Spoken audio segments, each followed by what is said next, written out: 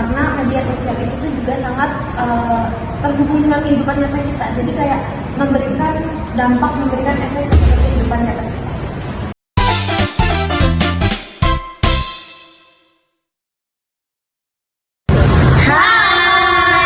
Jadi di sini aku Zahra, Aku Baiti, aku Luna, aku Nasaya. kita di sini ingin membahas mengenai psikolog komunikasi. Nah teman-teman, pernah nggak sih kalian tuh dalam psikolog komunikasi ya, kalian melihat suatu postingan di dalam media sosial itu tuh mempengaruhi cara pikir kalian, kayak tiba-tiba mood kalian ngerasa bad mood atau kayak ngerasa seneng kayak gitu.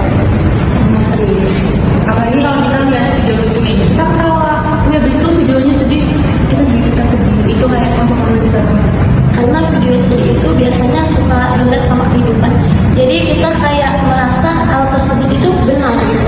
Kalau kita mengasihani kayak ada video orang menangis gitu, kita tuh jadi kayak merasa kasihan, ternyata banyak orang yang ada yang di bawah kita gitu. Berarti dari video-video itu tuh kayak sangat mempengaruhi kita ya, mempengaruhi kehidupan kita juga ya, dari konten-konten yang kita lihat. Apalagi algoritma video kan itu misalnya cara Ada juga sih menurutku dampak buruknya dari itu, algoritma yang bilang itu ada dampak buruknya. Kita tuh jadi pikirannya tuh mengikuti algoritma tersebut. Sebenarnya media sosial itu baik sih buat kita, banyak dampak positifnya, tapi juga ada dampak negatifnya sih. Iya. apalagi sekarang tuh banyak banget yang FOMO kan. Iya. Kalian pernah nggak FOMO kayak gitu? Benar. Iya, pasti banyak makanan sekarang yang lagi viral. Nah betul banget, kayak dari situ kayak memunculkan rasa di kita tuh kayak aku pengen juga nyobain itu, ya kan? Gitu. Sebenarnya FOMO itu terjadi karena kita tuh selalu melihat hal itu tuh berulang-ulang. Iya. Terus kontennya tuh menarik-menarik gitu. Karena hal tersebut tuh biasanya sering kita like atau kita share gitu kan. Iya. Makanya algoritmanya itu mengikuti kita. Betul. Tapi menurut kalian FOMO itu baik atau buruk? Iya. Sebenarnya tergantung sih, tergantung FOMO-nya itu dalam hal apa. Misal kayak kalau yang cuma untuk yang makanan atau apa kan itu nggak seharusnya setiap hari kita mencoba itu kan ya. Tapi kalau misal dalam hal yang kebaikan kayak mungkin membagikan konten-konten apa bersedekah, berbagi ya seperti Itu formula juga bagus. Ya, itu Betul. juga bagus untuk kesehatan. Tapi kalau kayak FOMO barang-barang gitu kayak yang iPhone yang baru, Iya. iPhone kita pakai iPhone barang-barang gitu. Itu gimana kan? ya itu lebih baik dihindari dulu, maksudnya dikurangin, tidak semuanya itu harus disetarakan dengan standar kita. Sebenarnya kalau kita FOMO itu tuh kita akan merasa kurang terus dalam diri kita. Iya. Ngomong-ngomong tentang standar ya, ini kan sekarang banyak ya orang di TikTok itu lagi suka dengan make up yang doi. Ya, yang Korea itu nggak sih? Ya, Korea, Cina kayak gitu kan. Tapi itu Tapi namanya juga cewek nggak sih emang suka make up. Tapi dari hal itu kadang emang menimbulkan rasa muncul standar kecantikan. Soalnya gini, itu kan terkenal untuk make up orang-orang Asia yang emang berkulit putih ya.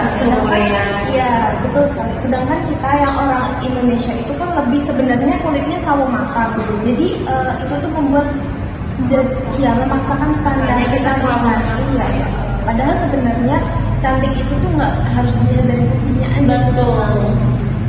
Jadi hal tersebut itu membawa dampak negatif juga nggak sih? Iya. Karena itu bisa membuat adanya bully gitu loh. Nah, itu bully ya di media sosial.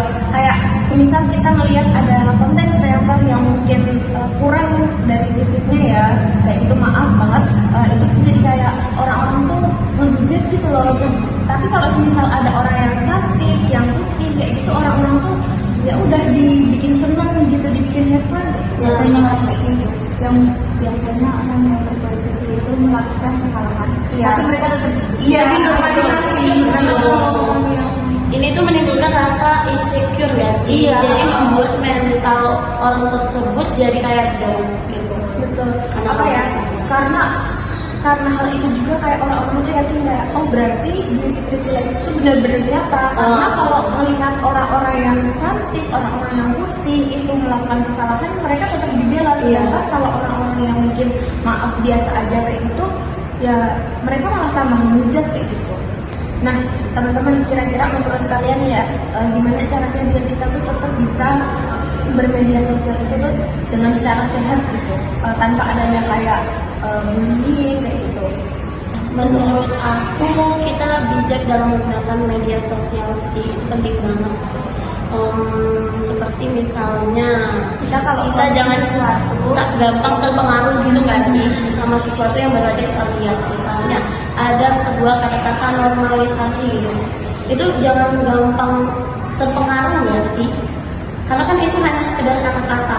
Jadi jangan sampai membuat diri kita itu jadi stres, jadi kita sakit mental gitu. Ya, menurut kalian gimana? ya ibaratnya kayak orang-orang mulai menormalisasikan sebuah sifat yang sebenarnya itu nggak terlalu bagus ya, kayak kita kan ngobrol sama orang, kadang tuh kita ada bad mood kayak gitu kan ada orang kayak menormalisasikan, mengertiin apa yang kita rasain. Nah, padahal itu sebenarnya bukan sesuatu hal yang dinormalisasiin, soalnya itu tuh diri kita sendiri, harusnya diri kita sendiri dong yang bisa merubah itu. Karena gak setiap orang itu moodnya sama kayak kita. Jadi bisa jadi kamu nih lagi ada masalah, tapi aku mau minta ngertiin terus. Oh iya, Itu juga nggak baik ya sih. iya. Berarti menurut kalian media sosial itu berpengaruh nggak dengan cara kita berkomunikasi dengan orang? Ya sama berpengaruh sih.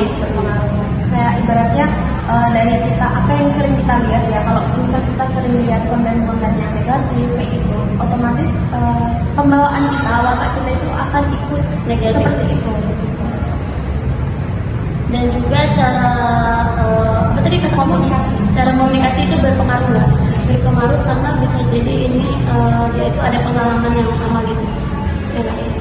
Maksudnya Pengalaman misalnya hal yang terjadi yang pernah dilalui gitu, yang membuat cara komunikasi dia jadi seperti ini loh. Karena hal yang pernah dia lalui seperti nama misalnya dia punya ketakutan tersendiri, komunikasi, makanya dia setelah mengalami itu jadi pembawaannya berbeda. betul. Pengalaman pribadi. Kalau kamu gimana? Media sosial kan jangkauannya luas banget kan, jadi kita tuh bisa berkomunikasi dengan berbagai orang, bahkan di luar negeri sekalipun gitu. Betul. Dan itu tuh apa ya, kan setiap beda daerah itu kan bawa culture gitu ya, culture-nya. Culture-nya. Nah, di situ tuh Karena perbedaan budaya. betul sekali. Jadi kayak mungkin di budaya kita ini tuh hal biasa, tapi di budaya mereka itu tuh hal yang tidak biasa. Kayak kita di sini sering ramah-tamah dengan orang lain, kalau di sana mungkin melihat aja itu bisa dilihat seperti itu. Perbedaan bahasa, perbedaan budaya itu sangat berpengaruh. Kayak kita budayanya seperti ini, mereka budaya seperti ini, itu cara pandangnya juga bisa beda. Iya. Jadi banyak banget ya sih pengaruhnya di media sosial ini. selain dampak negatifnya juga ada positifnya seperti tadi itu. Ya yang penting kita bisa bijak dalam menggunakan media sosial.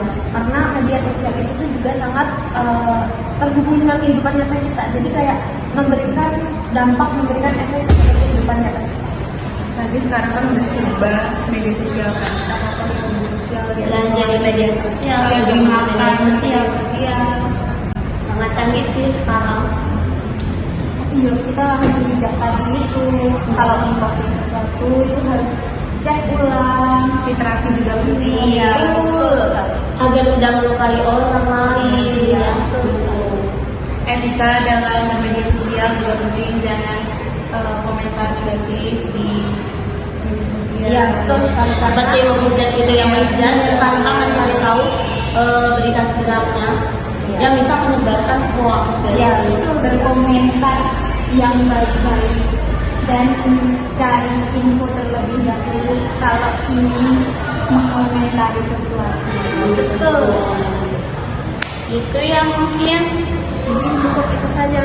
iya seperti itu. Jadi buat kalian semua penting banget buat menggunakan media sosial itu dengan bijak supaya gimana ya? Supaya kita tuh selalu aware terhadap sekitar kita. Iya. Gitu. Terima kasih. Bye bye.